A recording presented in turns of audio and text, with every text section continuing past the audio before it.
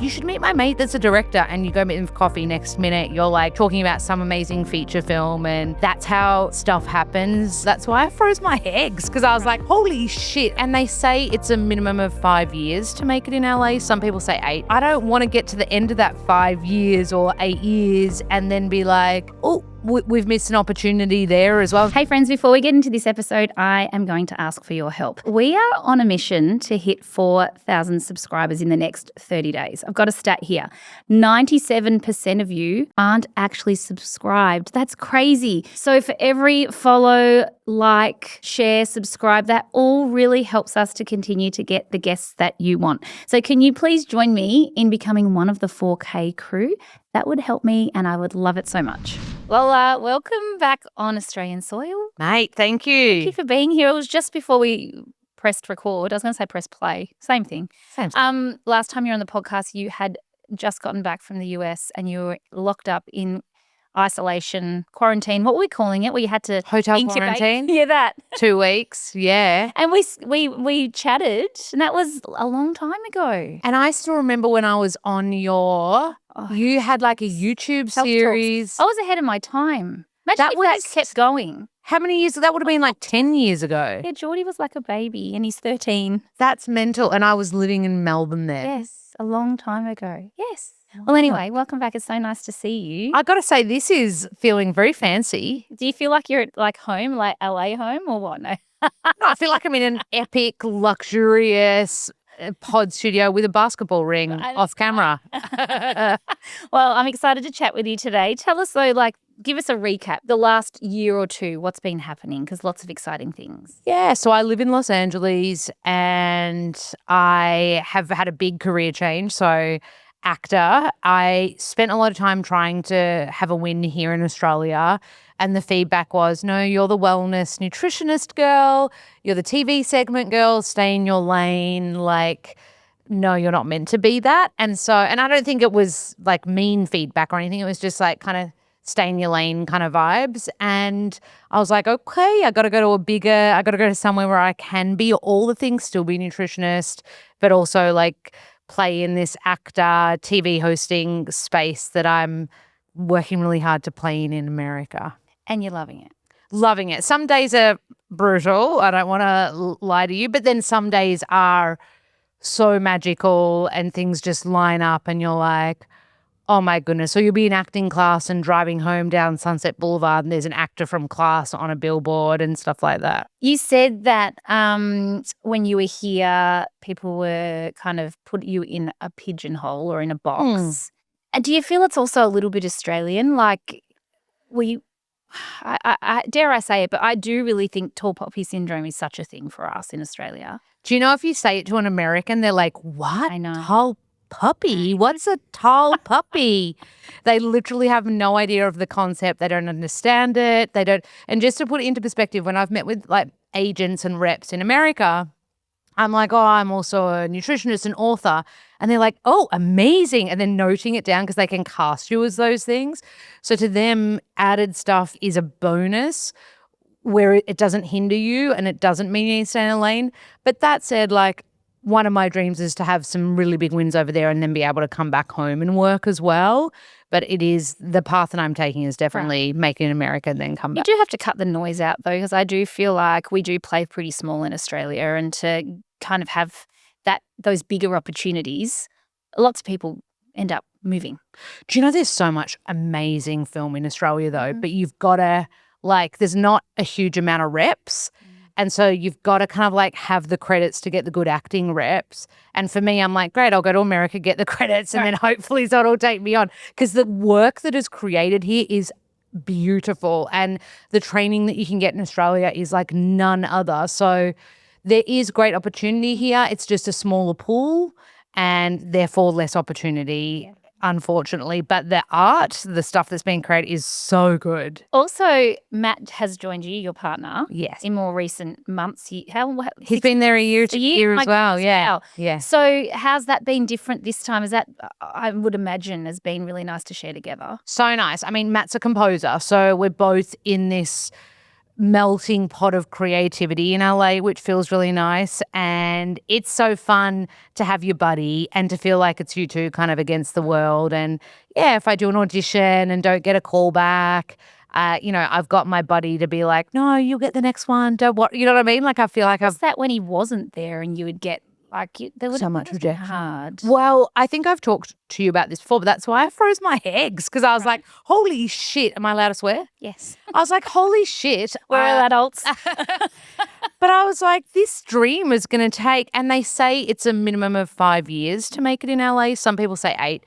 And I was like, well, I don't want to get to the end of that 5 years or 8 years and then be like, oh, we've missed an opportunity there as well. And so that was one of the reasons, because I realized how hard it would be to make it in the timeline that I had kind of set in my head, which was silly to set a timeline anyway. Right. Yeah. But also even that process, like you were pretty public with sharing that you were freezing your eggs. Yeah. But you froze embryos. Yes. Good memory. Smart. I don't forget things. Yeah. I'm a vault though also at the end of the day. Like I won't bring anything out unless you bring it out first. Oh, so don't care. But you were public about it. So it's not like I'm sharing private information. But I think that was probably a big decision as well, but a smart decision, I have to say, just the success rates of embryos versus eggs. And I'm not saying that to anybody that's listening going, oh, crap, I froze eggs because I don't have a partner. I would have done that, though. If I went in with here's how naive I was. I was like, to my specialist, I was like, okay, so here's what's going to happen. I'm going to freeze X amount of eggs, and then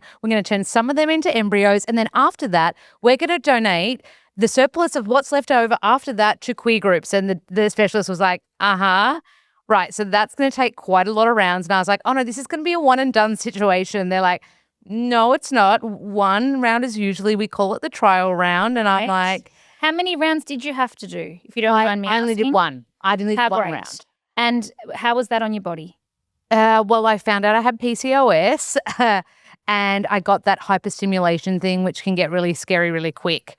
So I had to throw out the trigger drug, and they bought my procedure to collect the eggs forward. So I got pretty scared in amongst all that. And to be honest, kind of cost me a little bit of my mental health as well. Physical, I put on a fair bit of weight as well after. It's good to talk about this because I don't think people do. It's a lot of focus on what the lead up to the process, and then it's kind of like, oh, well, that's done now. But the recovery for you took a little while. Yeah. It took heaps of time and took a lot of mental health help. So I have a psych, so he's the best thing ever. And I figured out, I saw him just last week, and I figured out I'm 39, and I started going to him when I was 31. Wow. And we haven't missed. It's just, and in that week of the procedure, and then how with the embryos they call you up every few days and tell you how many have your little survived. Updates. Yeah, that was the worst. I was not prepared for that. That was one of the hardest for me. And I just had to have 3 emergency therapy sessions because I wasn't able to emotionally absorb and digest it properly. And I think I was naive. And you're hormones at this point in time too, right? And they've all crashed and plummeted, yes, right? So you've gone on a roller coaster and then you're trying to process information. I mean, again, this is why we talk about these things for other people that are going into that or thinking about it. I think it's good for them to have information to go, okay, well, maybe I need my psych on standby, and maybe I need my partner to understand that I might feel a little bit out of my body or whatever's going on. Everyone's different. There's no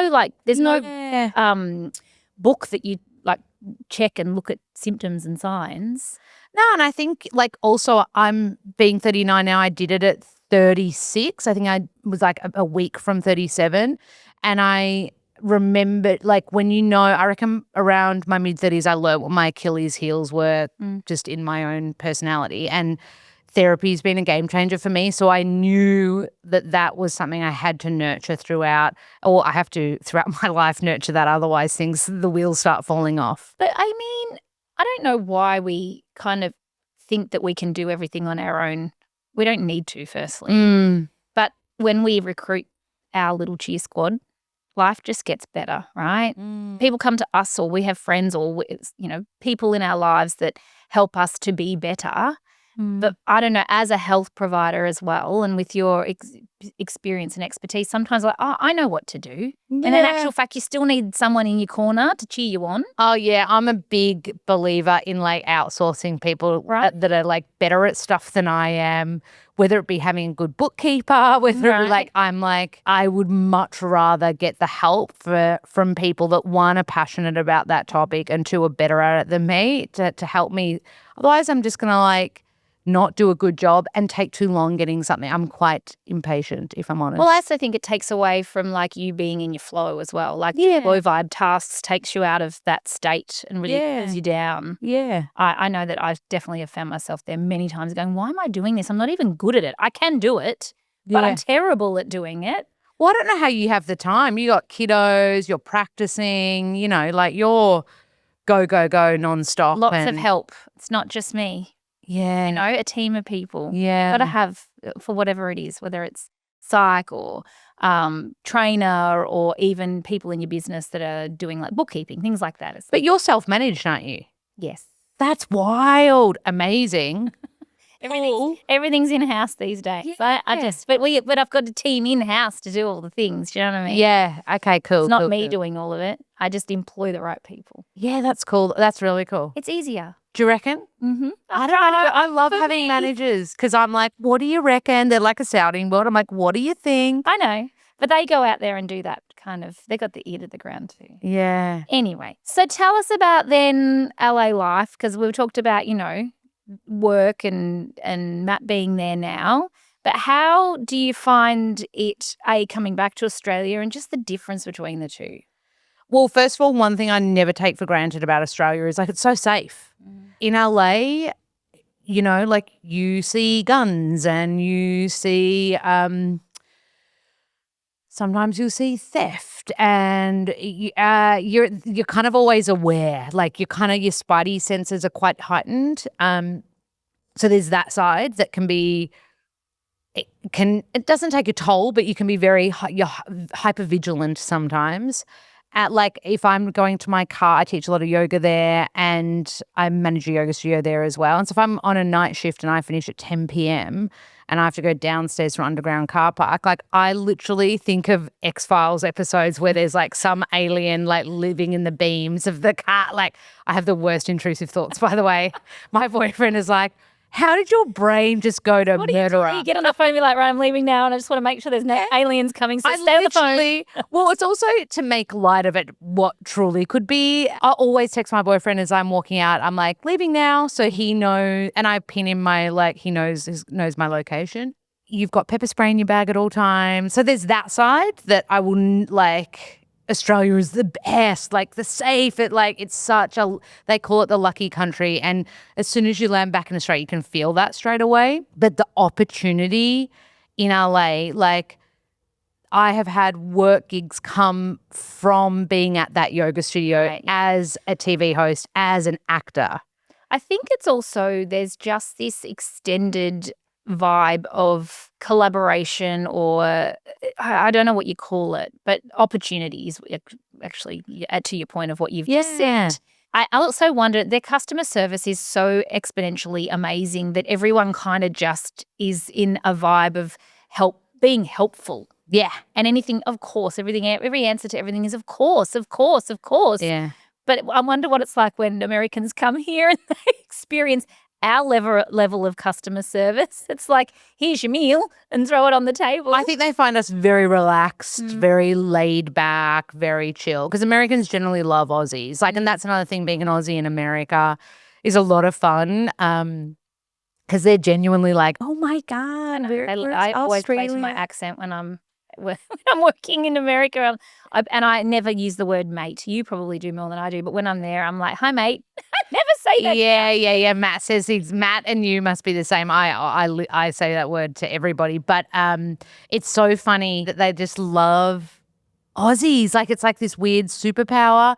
And just to your point on customer service, because of the yoga studio, which I didn't even expect to talk about, but like the training that I got in customer service, Nat, it was insane. Really? You learn about human behavior. You learn how to like sell to people, and you learn how to give people an experience. Like it's so fascinating. And like my brain was just like, this is amazing. Like I do love that they leave no stone unturned when it comes to opportunity and like growth of business and stuff like that. I think you nailed it though. We're all in for an experience nowadays from whatever it is that you're doing, whether it's like, Thank you. From the minute a patient calls the clinic, I always say to the team, that's when the experience starts. Yeah. We're all wanting an experience. Even when someone lands on your Instagram, they want an experience, which puts a lot of pressure.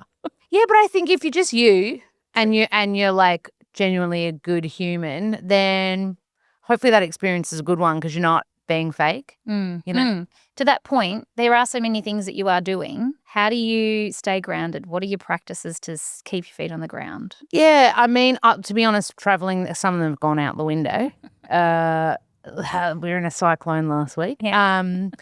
But I'll just try and like get out in nature, walk, bit of yogs if I can, try to like eat really well and get some good sleep. Like just all those like, like the general wellness things that kind of like come back tenfold if you kind of like. Well, they could become a home base, don't they? Yeah. Like it becomes what your default. Hopefully at some point you go, oh, I feel like rubbish and I also haven't slept. So maybe I should put that up the priority list. Yeah. I think that'll ground. And then if I'm ever stressed out, and I'll always do therapy if I feel like my mental health's waning. I do that every 2 weeks or so anyway. But if I'm ever stressed and just need escapism, I go to the movies. And in America, the movies are incredible.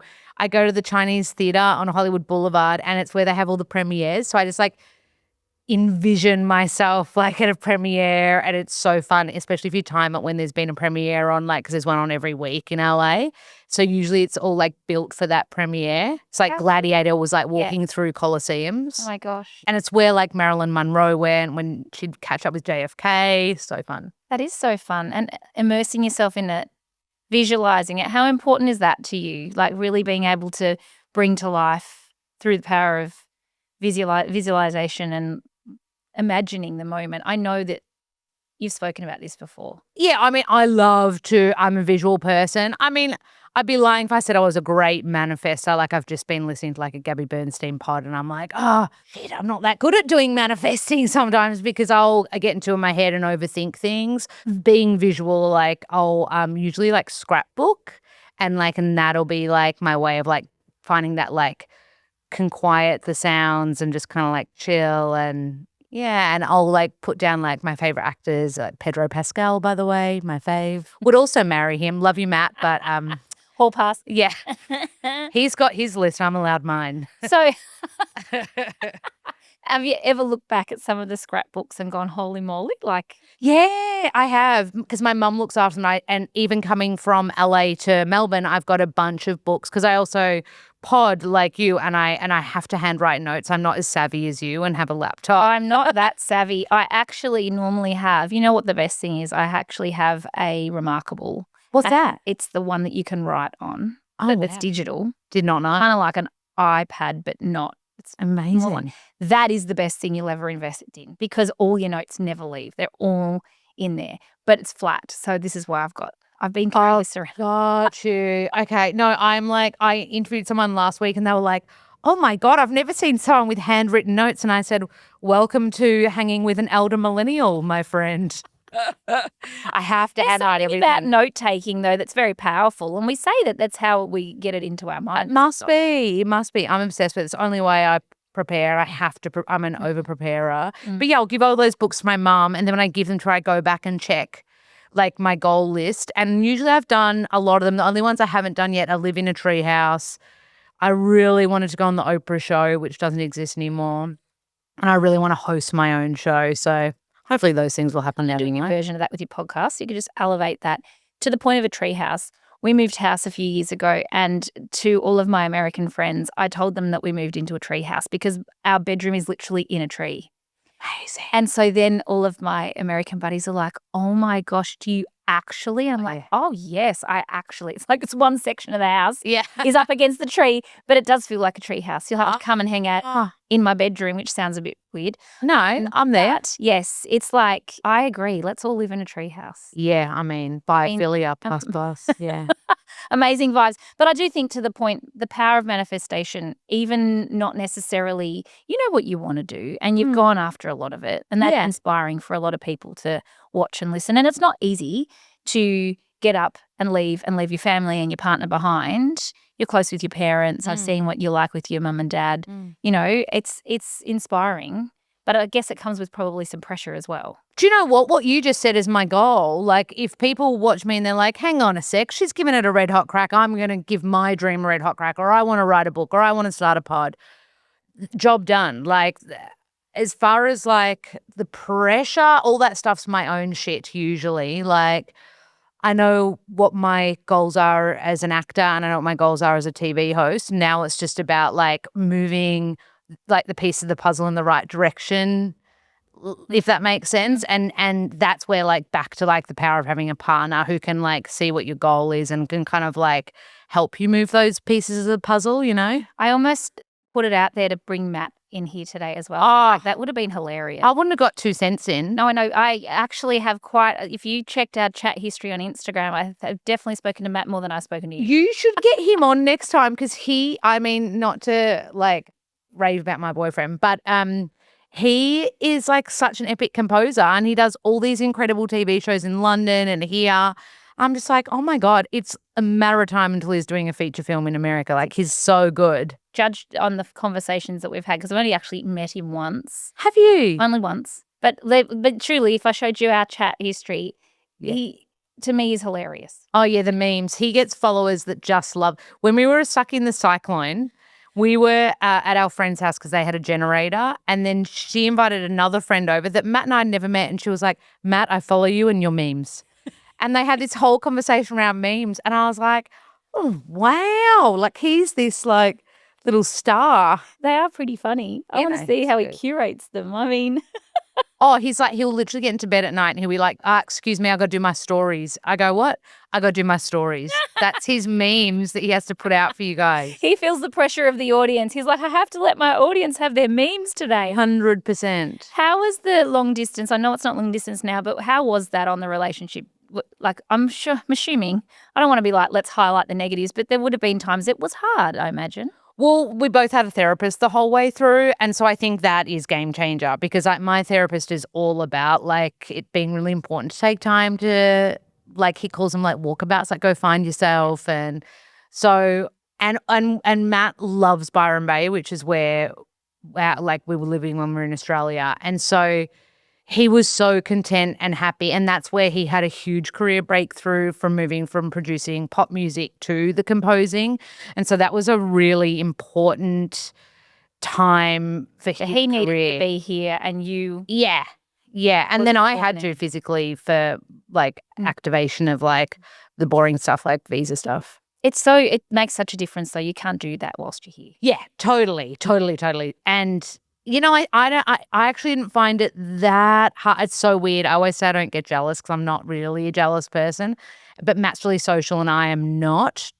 I know everyone thinks I'm an extrovert. I'm not. And I'm an introvert. I'm a lone wolf. I am very much a loner, and he is the opposite. He is a butterfly and just loves being around people. And so he'd be out like having drinks with people in Byron and going to all these parties, these like girls I'd never met. I didn't care. It just doesn't bother me. And I met them when I went back to Byron, but I was like, I'd meet them once and I'd be like, you are on your own, son. You go meet them. I'm done. I've done my one and I'm done. I have one meeting, my one outing for the weekend is done. That's and my max. That's absolutely my max. One a week. You know your limits though, otherwise we just burn out. Oh, love saying no. Right. But it's nice that you're together now. I know.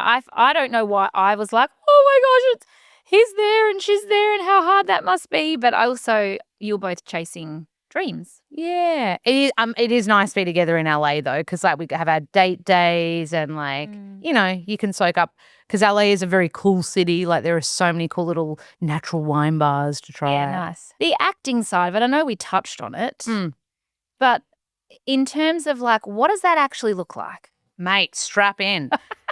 So if you're going to go to LA as an actor, if anyone listening to this is like, I think I want to be an actor. If you're going to go to LA and act, get to classes. because it puts you in a community of other actors or writers or producers or potential directors. So that's really good. So I'm always in Did you do that straight away, or did you figure that out at some point? I did it straight away. Yeah, because I've come from like theatre training in Melbourne, so I knew I've been training since I was 31, and so I knew that like that's important. Basically, they say acting's like a muscle, so when you don't use it, and if you're not booked and working, you're not using it really, other than auditioning. So get into class. So I do scene study once a week, which is so much fun. And then, oh my God, I should give you a bit of my monologue I had to do. Go on. Right for my opening line. Are you ready for it? Go on. Would you rather date someone that calls your vagina a one-eyed Al's beef Corral, or would you rather your pussy shoot out freshly popped popcorn every time you come, or queef that green gack stuff from Nickelodeon, but it smells like green apples? That was my opening line. I shit you not, like a 15-minute scene. Do with that. Well, that's what's so good about LA. Like, you get so out of your comfort zone so quick. So fun. I love comedy. So for me, I was like, oh, yeah. And I'm like, and it sounded so funny with the Australian accent. Right. Oh, so much fun. So get into an acting class. The agent game in LA is very different to the agent game in Australia. And you would know from, in our world, working with managers and stuff, you stay with those managers for a long time usually. In America, it's much more of a ladder system. So you kind of start with someone, and then as you book work, you go up and up the ladder. So I've got a commercial and a voiceover rep, and then they'll send me an audition maybe like 1 a week, sometimes 3 a week, sometimes none a week. So it's like a lucky dip. Yeah. But they're really good auditions, really nice paying, and all SAG, which means they're with the union, so you get looked after as an artist. And so you'll be doing auditions as they come in, but you need to have a job as well, because those auditions aren't going to pay enough for you to be in LA. And then, yeah, so usually I'm just in school auditioning, and then I'll also take meetings if I can. And when I say take meetings, usually LA is a city of networking, which I love. And so usually someone will be like, you should meet my mate that's a director. And you go meet him for coffee, next minute you're like talking about some amazing feature film. And that's how stuff happens in LA. Like, people will just see you for something and literally cast you from a meeting like that. It's incred. So yeah, it's usually like meetings, auditions, and being in class. That is like how it looks on any given week. And then I just make sure I'm looking after my health in between that, because if you book a commercial, the turnaround, Nat, is so fast. Like if you and I did an audition today, sent it off, you usually get like a 6-8 hour window. It's insane. In Australia, you get 10 days. So you send it off, you get sent it at like lunchtime, you get it off by 4 p.m. And if they like you, you'll know by the next day, and they'll either pull you into a room for a callback, or they'll just be like, you're booked, go ahead. You'll shoot it within 2 or 3 days. It'll air the week later. It's insane. That's commercials, but it's quick. So you always want to stay ready. What jobs have you been booked for? So I just got, because I had a little win. I shouldn't say little. I shouldn't talk myself down. I had 3 really big wins at the end of last year. So I finally got on morning TV in America doing more our kind of stuff, like health and wellness stuff. Which is actually a big deal to be called in, because a lot of it's pay to play as well. I don't think people realize that. I had no idea either. The vast majority in our industry is pay to play. Can you explain what that is to the listener? So that you literally go, here's $5,000, give me a segment, right? You go, I want to be on the morning show. Here's my new whatever. Here's a recipe, or here's something I can talk about. And you actually pay to go on there. Yeah, so I haven't done that. There's a lot of that, and that's all. So much of that, again, in our industry is just smoke and mirrors. Yeah. You're doing it for profile building. You're not doing it to sell something. It's just a profile build. Totally. So, but I got on that through cold emailing, really, and just pitching ideas. And in the end, I got on when the LA fires were going on. They were like, actually, can you come and talk about like oxidative damage and what we can do nutritionally for that? And I was like, say less, I'm there. And so you're rocking up at like Gower Studio off fucking Sunset Boulevard, like right behind Netflix. And you're like, what? This is mental. And it's huge sets, bigger than here. So that all kind of like happened. Yeah, well, that was January. And then I did this other show in Florida in, I think, December. And right when I got back, this is not a lie, someone from the yoga studio was like, hey, I saw you do that segment. And I was like, yeah, cool. And he's like, listen, I've written a pilot. I think you'd make a great boss. Can you? Amazing. So I go back in I fly back in like 3 weeks and I film my first pilot as an actor playing a sassy Aussie boss. Amazing. Yeah. How great to come home, hang out, and then know that that's what you're going back to. Yeah. That's super exciting. Yeah. So I keep going out for pancakes like in Melbourne, because food in Melbourne is the best in the world. I said to my boyfriend, I've got to be this like stylish, sassy, like Devil Wears Prada like character. So I'm like, I got to get back on the like good, healthy Byron Bay food. Thanks very much. Melbourne, you are delicious, but like I can't not eat. Keep doing this. This is the best food in the Where's world. the best pancakes? Terra Twilight, gluten-free sweet potato pancakes. Why don't I know about this? Yeah, they're Collingwood, and it's got like this like berry stuff on top. Oh, it is effing insane. Oh. And their chais are amazing too. There you go. That's amazing. That's so exciting. Yeah, thank you. I'm so pumped. I'm so excited. Congratulations. Yeah, it is wild. It is wild. Even a lot of the docuseries that you see, again, a bit different to what you're doing, but a lot of them are like massive investments to be part of them. Like this is the stuff no one knows. Oh, yeah. So like some of the most recent ones, there's some pretty famous docuseries that have just come out. A lot of those experts that are on there have actually paid upwards of like 30 grand to be on there. To go on there? Uh-huh. No, that's mental to me. I don't know about you. You're probably the same with your pod. My pod, I don't pay any guests to come on. No. Ever. No. I mean, I would pay you, Lola, but not today. No. No, but do you know what I mean? Like, I've sometimes reached out to someone I really want and their agent stepped in and been like, well, how much are you going to pay? And I'm like, well, this is like, I'm just a big fan and this is just a celebration of this person. Can't that be enough of a payment? No, I know. I mean, that's wild too. Podcasting, getting into that pay again, that happens. Of course that happens. I did not know that happened, Nat. I mean, I love the idea of like, sometimes I get a sponsor on board for a pod. I love all that. You probably have all that too. Yes. But that to me feels like easy. I don't know. Yeah, I know. It's wild. But I mean, it's not too long before this will filter across and you would probably be of the same opinion that what happens in the US, it filters over here within 3 to 5 years. So you can kind of, it really does. Like if you watch what happens, then more of that will start to happen over here as well. But it's pretty normal. Yeah. Fascinating though. Oh my goodness, the business side of stuff is so fun. It really is. So more of the podcast, you've been doing that the entire time? I think we're at 700 eps. Wow. How have I not had you on it? I don't feel like you've been on it yet. I haven't. I'd love to be. Next trip. I love it. I'm obsessed with it. I could podcast till the cows come home. It's called Fearlessly Failing with Lola Berry. Amazing. Plug. And I just love celebrating other people and like I really am a champion for the person I'm sitting opposite. For me, like as chill as it is to sit on this side, like I'm stopping myself being like, so what do you think about that, Nat? Or like it's you get so curious. Like I think curiosity ends up being like a hallmark trait when you are a pod person or interviewer or host. So yeah, I love it. I'm obsessed with it. I could do it every day of the week. Why the name Fearlessly Failing? Look, I set the name up years ago. It's been going since like 2019. And I just thought, well, we grow more from in the failing. And I think if you want to be successful, you've got to be okay with failing kind of fast and, learning the lesson, then pulling your socks back up and keep going forward. So most people will kind of, when they share their lessons or failures, it's usually a really good takeaway. Like it's something the listeners can benefit from.